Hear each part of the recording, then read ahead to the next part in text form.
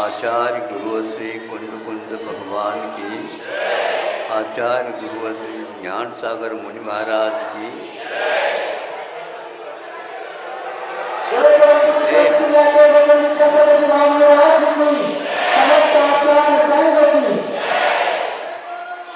सुनो, मंगलाचरण के बाद यहाँ पर कोई न आए, वहीं के वहीं बैठो। हाँ, दीपक जलाना है।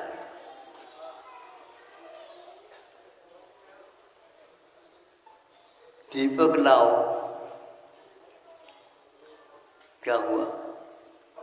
दीपक जलाना है तो दीपक लाओ। दीपक हाथ में लेकर के उससे देखो, तुम खाली दीपक लिया, जलाया नहीं, उससे देख रहा कोई देख रहा? तो दीपक से तो देखते ही सब, लेकिन जलता हुआ दीपक चाहिए। अब जलाना चाहा दीपक को, दीपक नहीं जला, दीपक जल नहीं रहा। कैसे नहीं जल रहा?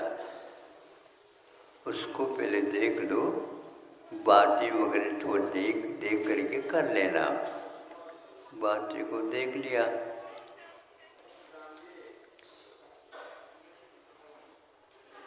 फिर भी नहीं जला, भैया तेल है क्या नहीं, ये भी तो देख लो। तेल डाल दिया, फिर भी नहीं जला। क्यों नहीं जला? देखो ऐसा है, जल तो रहा लेकिन उसकी लौ ठीक नहीं। तो क्या नहीं है इसमें? दीपक में है, बाटी भी है, तेल भी है, किंतु उसके ऊपर की लो किट्टी मार से घुल गई है। उसको तो ठीक कर लो। फिर तर्जनी और अंगुष्ठ में उसको ले करके क्या करता है? मीलता है। फिर उससे वह बाटी ठीक हो जाती है। अब वह जल गई। बाटी को जलाना भी ठीक है, किंतु बाटी में यदि जलती हुई किट कालीमा जम गई है तो उसको निकालना भी ठीक है। यह तब दीपक जलता है। समझ में बात आ रही है? इसलिए बता रहा हूँ कि आप लोग जलाओ कहने से खाली है क्या भरा हुआ ये नहीं देख पाते। कभी कभी तेल के अभाव में वह जलती नहीं, तो तेल बहुत डालने से भी क्या? तेल दीपक में बहुत डालने से भी वह आपको जला देती। उसमें अनुपात से हवा भी चाहिए, यानी भरा हुआ दीपक तेल से वह कभी भी प्रकाश नहीं दे सकता। इसी प्रकार अपने जीवन में हम देखें, एक कमी है ऐसा नहीं, दो कमी है ऐसा भी नहीं, बहुत सारियां कमी रह सकती है। इसके कारण वह जीवन में सुख शांति के बिना व्यतीत करना पड़ता है। सबसे ज़्यादा जिसको पैसा फ्री था, कोरोना के काल में भिन्न भिन्न देशों में भिन्न भिन्न परिणतियाँ देखने को उपलब्ध हुई है। उसमें एक इटली है, उसमें लिखा हुआ था सभी लोग उस रोग से त्रस्त हो गए हैं। डॉक्टरों ने भी भर्ती करना बंद कर दिया, क्योंकि उनके मालूम है उनको ये ठीक नहीं हो सकता। इस प्रकार जब हो गया हाहाकार जैसा, सुनो कितना अच्छा उन लोगों ने सोचा। उनमें से एक व्यक्ति अपने घर में जो नोट थे उन सब को फेंक दिया। इस पैसे से क्या प्रयोजन है? अपनी जिंदगी यदि नहीं बचा सकता। जिंदगी के लिए पैसा है क्या पैसे के लिए जिंदगी है? बोलो। जिंदगी के लिए पैसा चाहिए, पैसे के लिए जिंदगी नहीं है। जो व्यक्ति पैसे के लिए जिंदगी को खपा रहा है तो वह जिंद नहीं जिंद है। भूत लगा है उसको, घर की किसकी भी बात नहीं मानता वो। उसको तो पैसा ही कमाना, पैसा ही कमाना, पैसा ही कमाना। यदि ऐसा भूत लगता है तो पैसा ही कम आना, पैसा ही कम आना, पैसा ही कम आना होता है।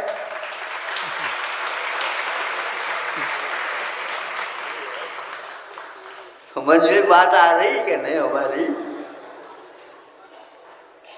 आप लोगों को समझाना बहुत कठिन है और आपको समझना और कठिन है।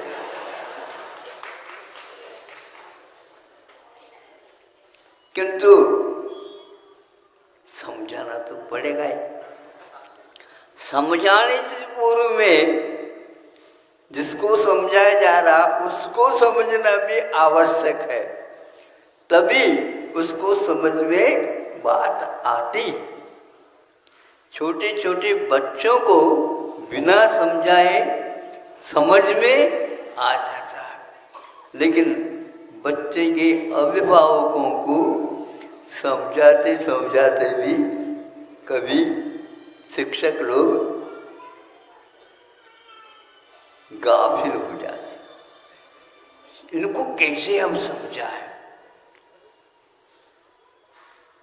शिक्षा पद्धति पलट गई, इसलिए भारत को समझाना बहुत कठिन है। भारत के बच्चे तो समझ गए, किंतु अभिभावक नहीं समझ पा रहे, क्योंकि उन्होंने जो कोई भी धारणा बना ली उस धारणा को वो छोड़ना नहीं चाहते। समझते हो? धारणा का अर्थ क्या होता है? उपवास का संकल्प करना है। उपवास का संकल्प करना। ऐसे जल्दबाजी में संकल्प न करो। क्यों? पारना कब करोगे ये पहले संकल्प करो। नहीं समझे? हर धारणा के साथ पारना के लिए भी सोचना चाहिए। यदि वह याद नहीं है तो धारणा बढ़ाते जाओ। कब तक की धारणा है ये? पैसे को कमाना है तो धारणा बना लो, और कहाँ पर रुकना ये भी देख लो। टिकट लेते समय ये टिकट दे दो। कहाँ का टिकट बताओ? कहाँ का टिकट बताओ? सिरपुर का टिकट दे दो।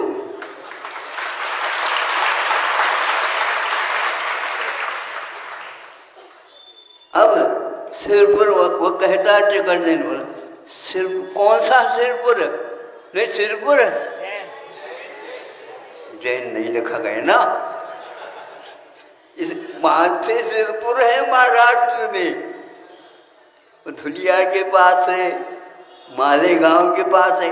यहाँ पर भी एक मालेगांव है, अन्यत्र मालेगांव के पास वहाँ पर भी एक सिरपुर है।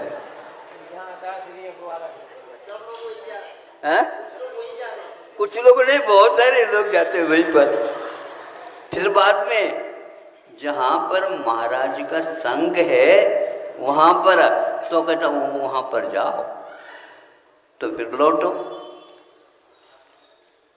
इसलिए धारणा और पारणा दो चीज है, लेकिन धारणा के समय पर पारणा को भी याद करना आवश्यक है। लेकिन कब तक याद रखो? जब खाया ही नहीं जा रहा है उस समय क्या करोगे?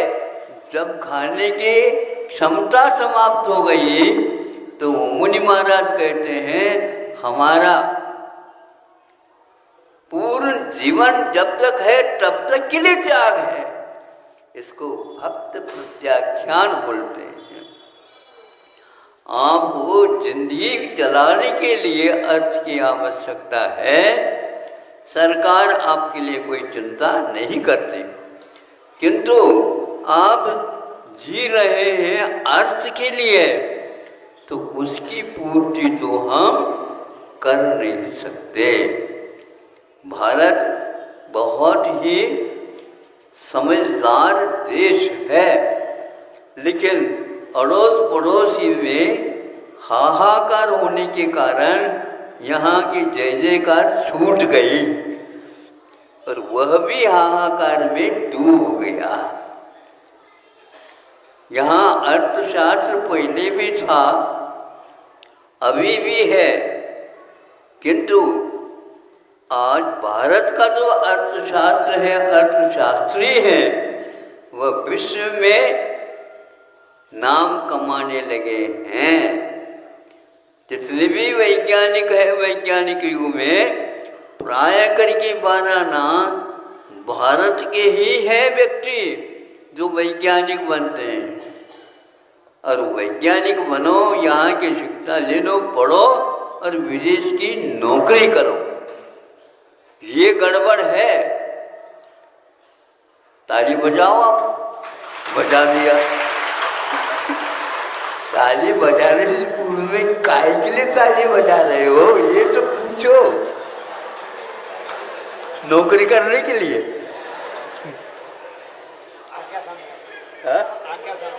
आज्ञा सम्यक तो है, लेकिन उस आज्ञा के साथ थोड़े तो बताओ ताली क्यों बज गई?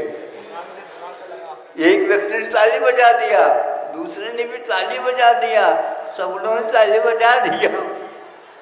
अब जिसको नींद लग गई थी उसको उठ गया हो। आप लोगों ने ताली बजाया, क्यों बजाया? तुम भी बजाओ।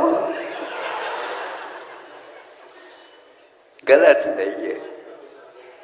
भारत सोचता है, कदम उठाता है। इसी के लिए आचार्यों ने ज्ञान की बड़ी आवश्यकता है। और आप ज्ञान करके पैसा पूरा खर्च करके नौकरी कर रहे हैं, ये भारत के अर्थशास्त्र के लिए एक प्रकार से स्वीकार नहीं है। अर्थ करे विद्या नहीं होती। इसी प्रकार आज धीरे धीरे शिक्षा नीति समाप्त हो गई, उसको धीरे धीरे बना रहे हैं, पूर्व स्थिति तक ला रहे हैं। चिकित्सा में भी यही हैरानी है। काहे के लिए चिकित्सा? किसकी चिकित्सा? सुनते हैं, अन्यथा नहीं ले, हमने सुना है और पढ़ा है, इसलिए कह रहा हूँ।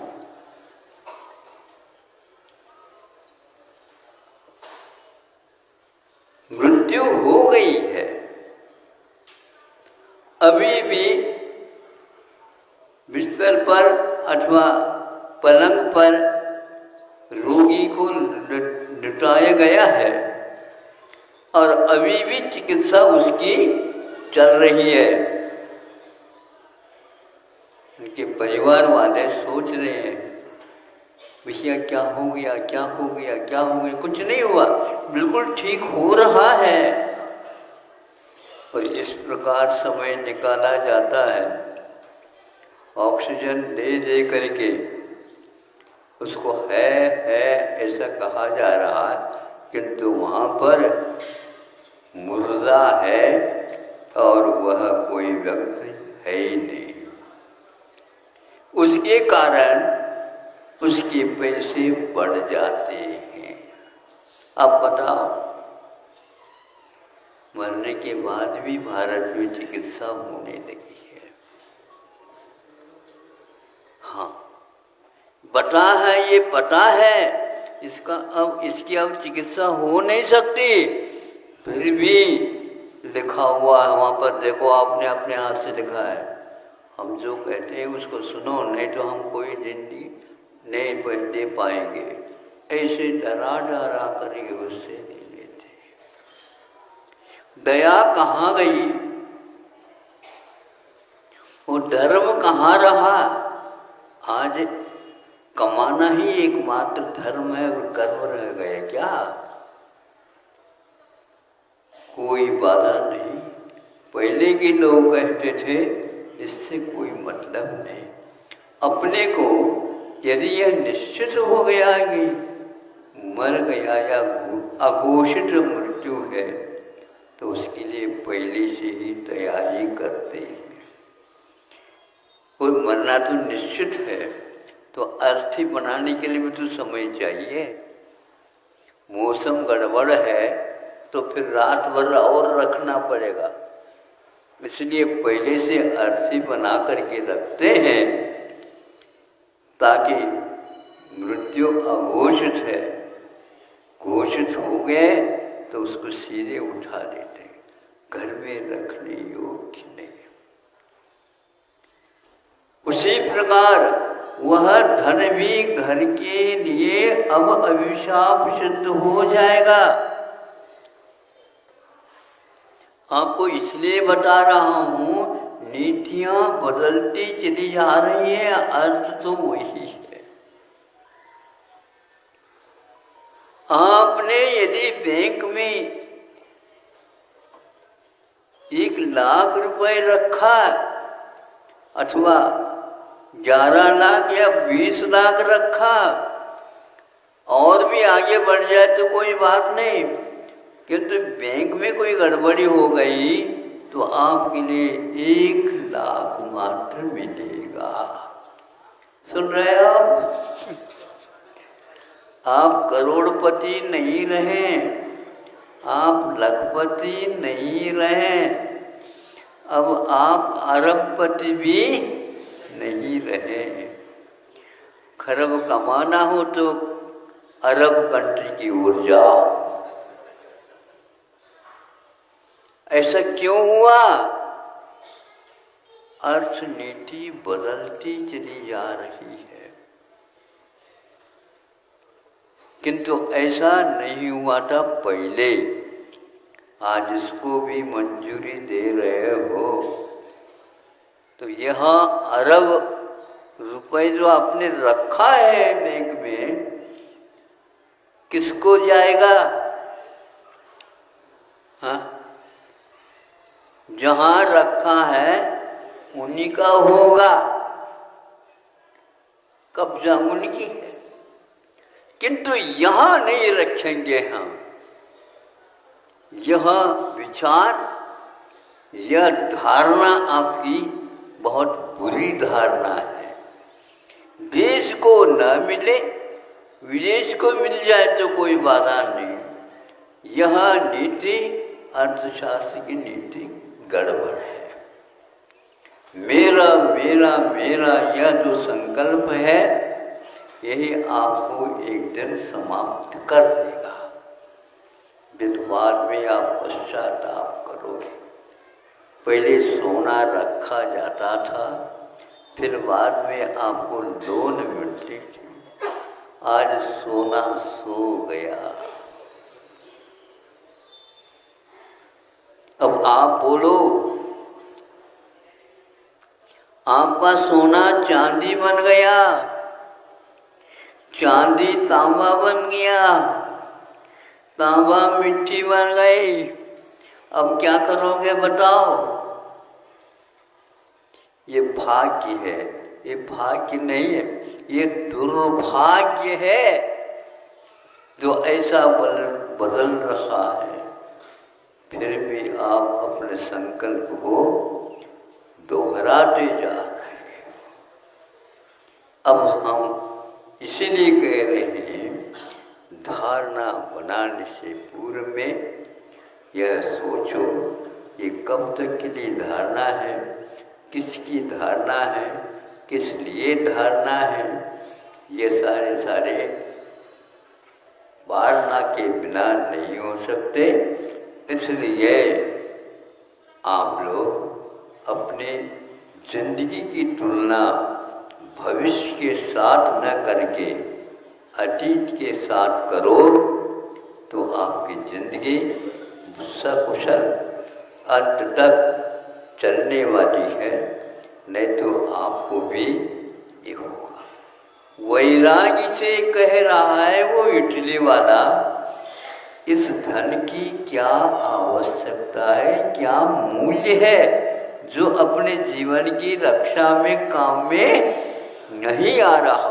और गली में देख लिया हमने, सब बिखर गए थे नोट। चिंतन करो, पहले के लोग जब यहाँ मुद्दे आने वाली है पहले से ही कटिबद्ध होकर के खड़े होते थे और धारणा बना लेते थे कि हमारा यहाँ पर कोई तिरतुस मात्र भी नहीं है। मात्र धर्म को चलाने के लिए संतान की आवश्यकता थी। संतान आने के उपरांत उसको अच्छे संस्कारित करना ये इष्ट था, हमने बना दिया। अब आगे मेरा इसमें यहाँ पर कोई भी लेन देन नहीं। और अरहंत सिद्ध वो करते थे। अब आप क्या कहोगे बताओ, हमें कोई सिद्ध ही नहीं हुआ, मैं कैसे करूँगा। सिद्ध करने का जो अवसर था वह आपने खो दिया, देखा देखी करके अथवा आनाकानी करके। देखा देखी की आज क्या बकरों के समान हो जाता है। और आनाकानी का अर्थ किसी को सुना अच्छा था लेकिन वो सुना ही नहीं, बाद में पश्चाताप करने की अपेक्षा आज अपनी आंखें खोल दो। ऊपर की नहीं, आप सर्जरी करवाते हो, आंख की शल्य चिकित्सा कर लेते हो, कौन सी बाहरी। अब बताओ महाराज क्या है, आंखों के ऑपरेशन तो कर लिया किंतु नजर नहीं आ रही है। ये तो सोचो आंखों के द्वारा काम कितने लिए आपने। तो वह गर्दन हिलाता हुआ कहता है, घर वाले कहते हैं ये 90-95 की दद्दा है। दद्दा अब सोच लो, बाहरी आंख अब काम भी नहीं आएगी, भीतरी आंख खोल लो। और यदि उसकी चिकित्सा करना है तो हमें बता दो, हम कर देंगे उसकी चिकित्सा। कोई किसी को करवाना है क्या भैया शल्य चिकित्सा? दादा की बात मत करो। भीतरी आंख की शल्य चिकित्सा के लिए 8 वर्ष भी पर्याप्त है। आ जाओ, फार्म दे दो भैया उनको, फार्म दे दो, फार्म ताकि भरने दो। कब भीतरी आंख खुलेगी? महाराज अब मेरी आंख खुल गई कहते लोग। कौन सी? अब भीतरी खुल गई महाराज, बहुत अच्छा किया। अब बाहरी आंख बंद कर लो भगवान के समान। इसलिए आप लोगों को बता रहे हैं, वीतराग मुद्रा जो है ना, आंखें बंद क्यों कर रखी है? ये आंखें बंद होती है तो भीतर की आंख बोलो